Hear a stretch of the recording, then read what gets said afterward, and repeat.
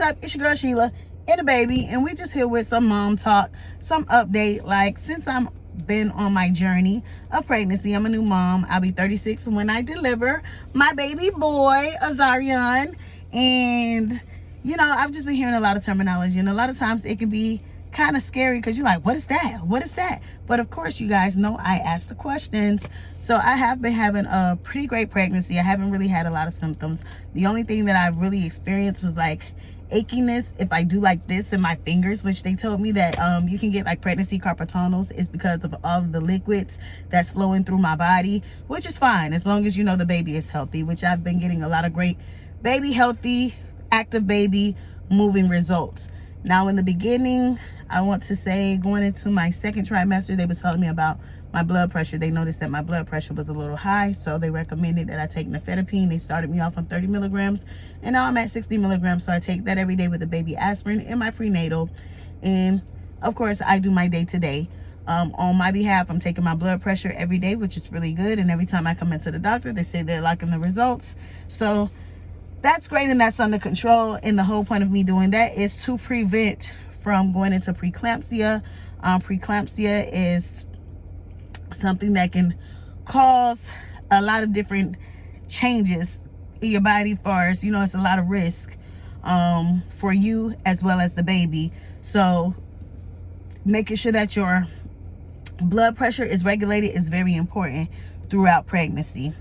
The second terminology, okay, we're in the second trimester, and now they're starting to do the sugar test, which is like your glucose test. The first time I went in, they said that it was a little high, but I didn't do my fasting. I had ate late that night, and I wasn't supposed to. The second time I did it, they said that I just took the wrong test because they needed a 3-hour, but I did a 2-hour test.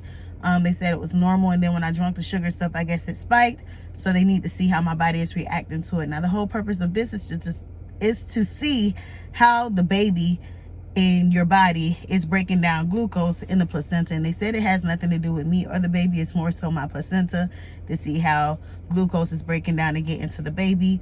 And the reason why this is important, because we want to try to prevent gestational diabetes, which can cause, if your body is breaking down the sugar a particular type of way in your body while the baby is there, being that the placenta is attached to the baby, then when the baby gets out, she said sometimes it can cause abnormalities in the lungs, which will require the baby to be on like a machine to help with the lung functionings, or a different type of feeding that you would have to do. So we're trying to, you know, prevent that, and just to check and just be mindful of it. They say that they always do this just to take the precautions to make sure that we're having a healthy delivery, which is always the goal. Now I went in and they were like, how you feeling? I'm like, you know, I'm always feeling pretty good. I was like, the only thing that that time I really hear something different is when I come talk to you guys and you guys tell me about a new terminology or something that you want to be mindful for, which is probably just pregnancy talk. Is my baby is breech. For the last couple of times they've checked, he's just standing up running in that thing. I mean, he's actively moving and stuff, so I'm not sure as if it's when I go to the doctor that he's just always in that position, because for the most part he's moving and I feel him moving everywhere.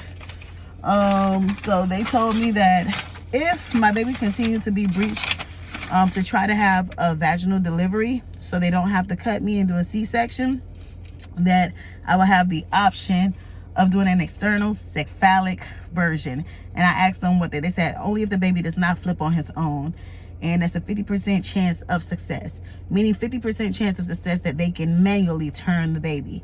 Now, during this process, she said it all depends on your pain tolerance, because it can be a very painful procedure for the mom, and it can cause discomfort by them going in with the baby. Now, she said they were going to do a sonogram, and I don't know if they're going to be manually like pushing on my stomach or whatnot, because I've never experienced that. I have to look at a video and do a little more research in regards to this procedure if they have anything. But I'm just bringing terminology to you guys.